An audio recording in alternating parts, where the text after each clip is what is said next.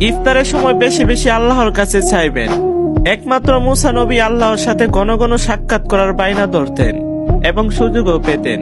হে আল্লাহ, একমাত্র আমাকে আপনার সাথে সরাসরি কথা বলার সম্মান ও সুযোগ দিয়েছেন, এমন সুযোগ কি অন্য কাউকে দিয়েছেন বা দিবেন? তার উত্তরে আল্লাহ তাআলা বলেন, পরবর্তীকালে আমি একদল লোক পাঠাবো যারা মুহাম্মদ সাল্লাল্লাহু আলাইহি ওয়াসাল্লামের উম্মত হবে, যারা রোজা রাখবে এবং রোজা অবস্থায় তারা তোমার চেয়ে আমার অধিক নিকটবর্তী হবে। হে মুসা, যখন তুমি আমার সাথে কথা বলো তখন আমার আর তোমার মধ্যে 70,000 সূক্ষ্ম পর্দা থাকে যা তুমি দেখতে পাও না। কিন্তু ইফতারের সময় আমার ও আমার ওই সব বান্দাদের মাঝে একটি পর্দাও থাকবে না। সুবহানাল্লাহ। হে মুসা, আমি দায়িত্ব নিচ্ছি, ইফতারের সময় আমি একজন রোজাদারের দোয়া অস্বীকার করব না। সুবহানাল্লাহ। محمد نبينا بنور هدينا